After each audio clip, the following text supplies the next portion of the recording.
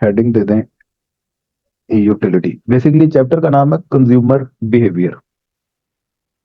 Consumer behaviour आपका हमेशा की बुक का चैप्टर नंबर 2 है। चैप्टर नंबर 2, ए हमीद शाहिद। इसमें आपने करना है यूटिलिटी। यूटिलिटी किसे कहते हैं, नाम सुना हुआ पहले आपने? जी सर। किसे कहते हैं? तुम्हें से कहते हैं अफादा। ये it is a power of a commodity to satisfy human want और नीड। ये हो गई आपकी यूटिलिटी। अब कोई भी कमोडिटी आप इस्तेमाल करते हैं, आप उससे कोई ना कोई लेवल ऑफ सेटिस्फेक्शन हासिल करते हैं। यूटिलिटी को लेके दो तरह के डिफरेंट ओपिनियन है। एक को बोलते हैं कार्डिनल अप्रोच ऑफ यूटिलिटी, एक को बोलते हैं ऑर्डिनल। कार्डिनल यूटिलिटी और दूसरी है ऑर्डिनल यूटिलिटी। कार्डिनल कहते हैं यूटिलिटी को नंबर्स में मेजर किया जा सकता है। Cardinal were those who say that utility can be measured in numbers. It is a quantitative phenomena. और ऑर्डिनल कौन है? ऑर्डिनल कहते हैं कि यूटिलिटी को नंबर्स में मेजर नहीं किया जा सकता। Ordinal were those who say that utility cannot be measured in numbers. It is a qualitative phenomena. Clear हुई यहां तक बात? जी सर, समझ आ गई है। अब यूटिलिटी ये तो मैं समझ लग गई, कोई भी चीज आप दुनिया जहान की इस्तेमाल करते हैं उससे आपको कुछ ना कुछ लेवल ऑफ सेटिस्फेक्शन मिलता ही मिलता है लाजमी। अब उस सेटिस्फेक्शन को दो तरह से देखा जा सकता है। एक इसका कदीमी तरीका है, उसे कहते हैं कार्डिनल। वो कहता है कि आप गिन सकते हैं।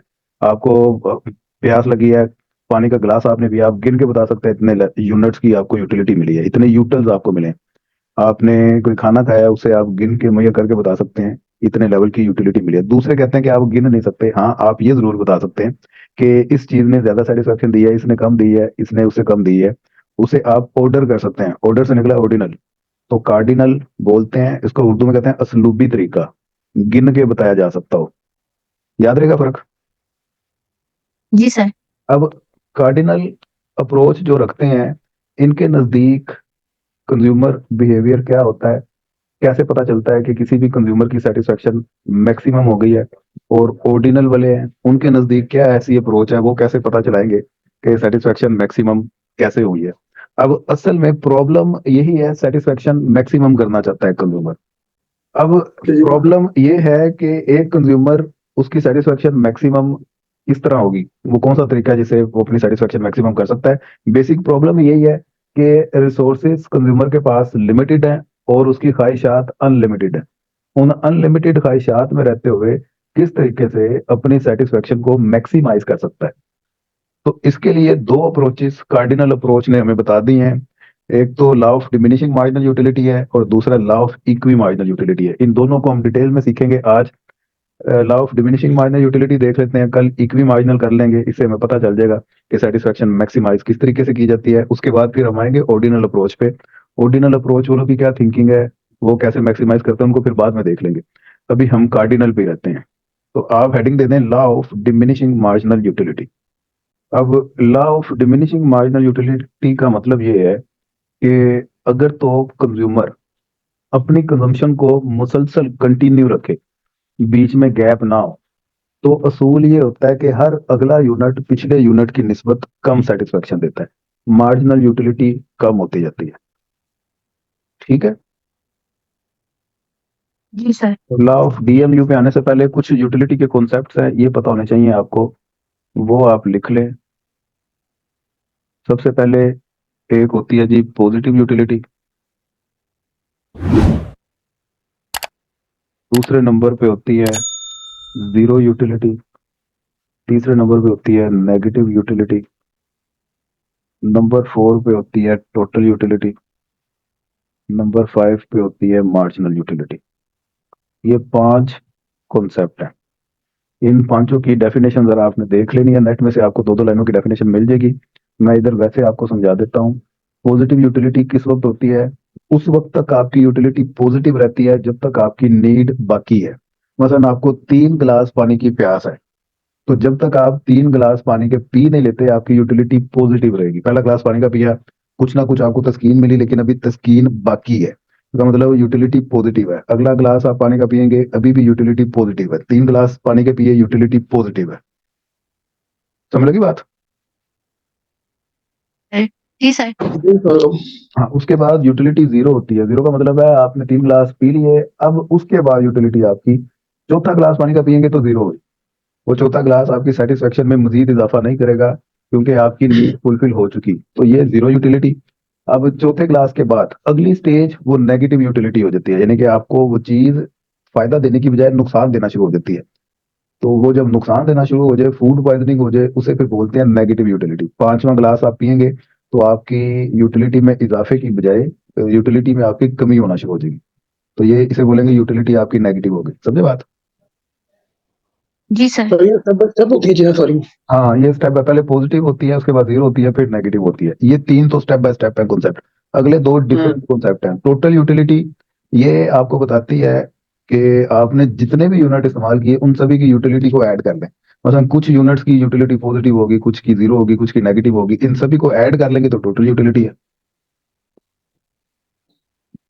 ये देखे ना, यहाँ पे आपने यूनिट कोई इस्तेमाल किया है, यूनिट टोटल यूटिलिटी। पहला यूनिट इस्तेमाल किया, फर्स्ट करो, टोटल यूटिलिटी 10 की है। दूसरा आपने इस्तेमाल किया 18 की, तीसरा आपने इस्तेमाल किया तो ये आपकी हो गई 22 की।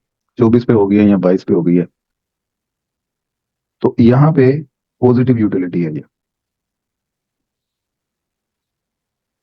फिर आपने चौथा ग्लास पानी का पिया, यूटिलिटी में कोई इजाफा ही नहीं हुआ, 22 की 22 ही रही, इसका मतलब है अब जीरो हो गई। उसके बाद फिर पांचवा ग्लास पिया, अब यूटिलिटी कम हो गई। छठा पिया, मजीद कम हो गई। तो ये क्या है? यूटिलिटी नेगेटिव हो गई।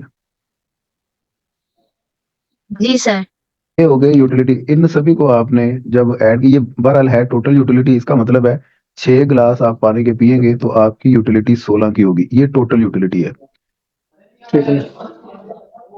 इसके बाद लास्ट में है मार्जिनल यूटिलिटी। मार्जिनल यूटिलिटी आपको बताती है एडिशनल यूनिट से मिलने वाली यूटिलिटी। मतलब पहला यूनिट आपने इस्तेमाल किया तो आपको 10 की यूटिलिटी मिली है, 10 तो आपने ऐसे लिख लिया। दूसरा ग्लास पानी का पिया तो आपकी टोटल यूटिलिटी 18 को पहुंच गई। 18 को पहुंच गई, इसका मतलब दूसरे ग्लास ऑफ वाटर ने आपको कितनी सेटिस्फेक्शन दी? 8 की। 18 में से 10 माइनस कर दें तो 8 ही बनाना।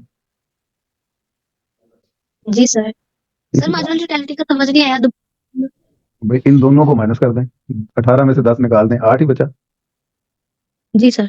पहला 10 तो इसी तरह ही आपने लिख दिया। अब 18 और 22 के दरमियान कितना डिफरेंस है? सर 4 का। फिर 4 आ जाएगा। इसका मतलब है तीसरे ग्लास ने आपको 4 यूनिट्स की यूटिलिटी दी। पहले 18 थी, तीसरा ग्लास भी 22 पे पहुंच गई, तो तीसरे ग्लास ने 4 की ही दी। जी सर। चौथे ग्लास ने वो 0 की दी, पांचवें ने -2 की, -4 की। तो आप कर क्या रहे हैं? हर अगली वैल्यू में से पिछली माइनस करते जा रहे हैं टोटल यूटिलिटी की। तो ये मार्जिनल यूटिलिटी आती जा रही है। ठीक हो गया। अब यही मार्जिनल यूटिलिटी थ्रू आउट आप ऑब्जर्व करें, कम नहीं हो रही। पहले 10 थी, फिर 8, फिर 4, फिर 0, फिर -2, फिर -4, कम होती जा रही है ना। जी सर। तो कम होने को बोलते हैं डिमिनिश होना। क्या बोलते हैं? डिमिनिशिंग। डिमिनिशिंग, डिमिनिश होना। तो अल्लाह आपका भला करे, ये मार्जिनल यूटिलिटी आपकी डिमिनिश होती जा रही है। ये लाभ भी हमारा इसी तरह ये कंप्लीट भी हो गया है। यही अब आपने बताना है कि आप मुसलसल कंजम्पशन करते जाएं, हर अगला यूनिट पिछले की निस्बत सेटिस्फेक्शन कम से कम करता जाता है, हत्ता कि एक स्टेज आती है आपकी यूटिलिटी जीरो हो जाती है और उसके बाद नेगेटिव हो जाती है। अब यही बातें मैं इधर लिखवाने लगा हूं आपको। इसकी इंट्रोडक्शन लिख लें पहले। This law is based on cardinal approach of utility cardinal were those who say that utility can be measured in numbers and it is a quantitative phenomenon.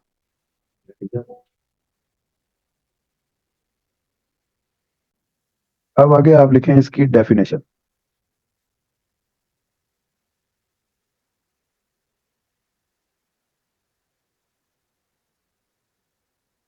By the continuous consumption, each additional unit will give less and less satisfaction. Hence, utility reaches, yeah, till it reaches to zero and then becomes negative. उसके बाद आप लिख लें जी assumptions. क्या लिख लें? assumptions. Assumptions. This law is based on the following assumptions. सबसे पहले आप लिखें utility is cardinally measured. दूसरे नंबर पे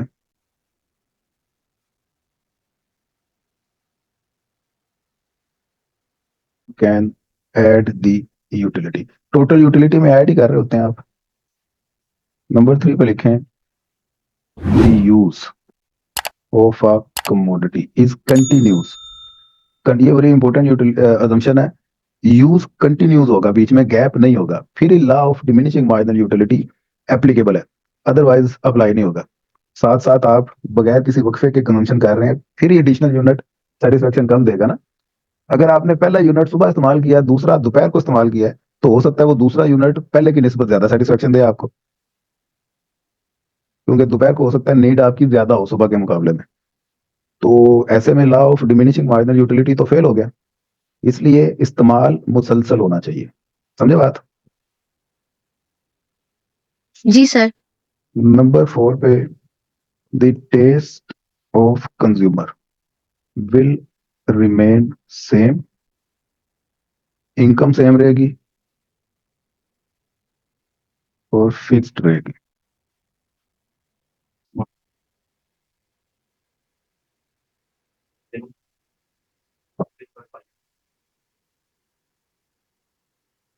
दिस लॉ इज, बल्कि ये तो उसमें लिमिटेशन में लिखेंगे. नंबर 6 पे लिखें ड्यूरेबल कमोडिटीज आपकी नहीं होनी चाहिए. ऐसी कमोडिटीज जो यूनिट्स में, छोटे यूनिट्स में डिवाइड हो सकती हो, सिर्फ उन पे ये अप्लाई होगा लॉ.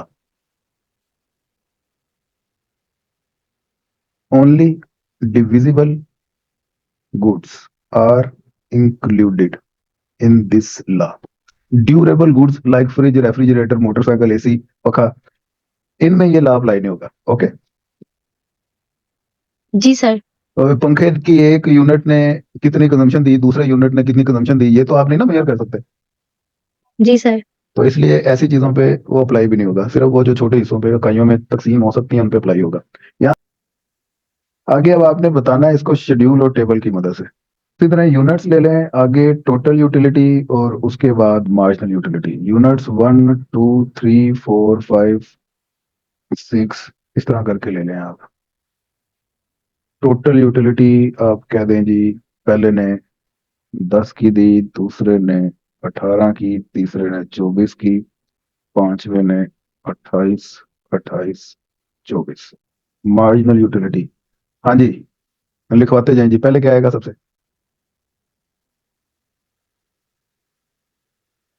10 ही आएगा सर. Very good. आगे? 8. शाबाश. आगे? 6. Very good. आगे? 4. फिर? फिर 0. 0. फिर -4. क्या बात है भाई, छा गई हो. अब इसी को आप प्लॉट करें.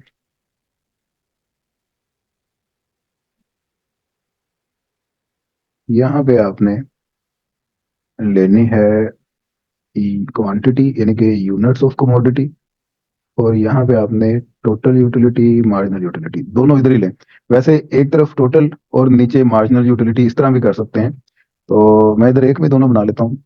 यूनिट 6 तक एक एक का गैप ले लेते हैं, 1 2 3 4 5 6, और इस तरफ टोटल यूटिलिटी मैक्सिमम 28 तक है, 4 4 का गैप ले लेते हैं, 4 8 12 16 20 24 28। ओके।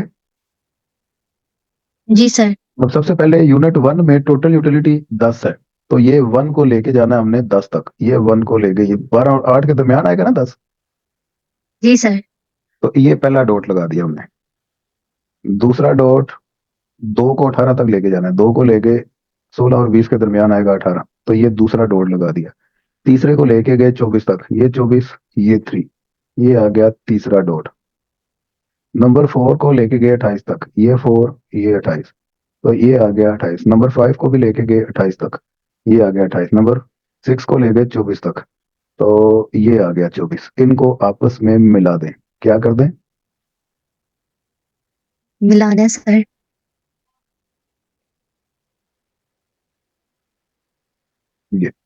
ये टोटल यूटिलिटी आ गई। और मार्जिनल यूटिलिटी अगर नीचे बनानी है तो ये इस तरह है कि मैं इधर ही बना रहा हूँ। तो मार्जिनल यूटिलिटी जनाबे वाला पहले पे 10 है, वो यही पॉइंट, दूसरे पे 8 है, वो आ गया जी ये पॉइंट, तीसरे पे 6 है, वो आ गया ये पॉइंट, चौथे पे 0 हो गई, नहीं 4 है, वो आ गया ये पॉइंट, पांचवें पे 0 ये पॉइंट, और इसको नीचे ले आए, यहाँ पे आएगा -4, और 6 पे -4 है ये पॉइंट, इनको आपस में मिला दें,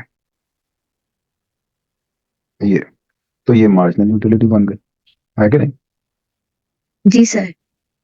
ये आपका आगे इस ग्राफ की आपने कर देनी है एक्सप्लेनेशन, ये क्वेश्चन हो जाएगा कंप्लीट। अब सेटिस्फेक्शन मैक्सिमम किस पॉइंट पे होती है ये लाजमी बताइएगा। कंक्लूजन इसका यही है, conclusion the satisfaction is maximum on such point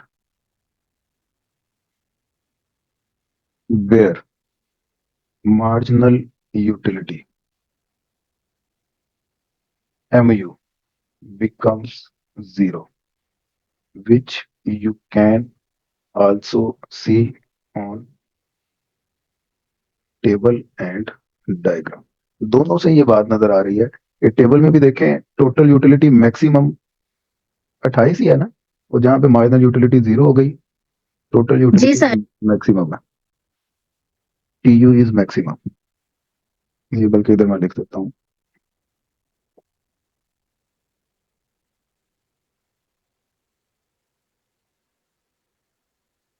और इधर भी ये जहां पे ये 0 हो गई, इसके सामने देखें ये जो कर्व है ये अपने मैक्सिमम हाइट, इस पॉइंट के बाद टोटल यूटिलिटी नीचे आना शुरू हो गई है, तो इसका मतलब है TU is maximum on such point where marginal utility is 0।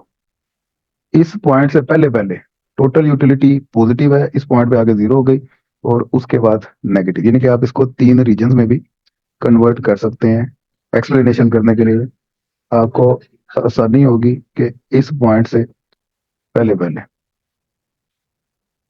Utility maximum, यहाँ पे 0 और इसके आगे नेगेटिव, यहाँ पे यूटिलिटी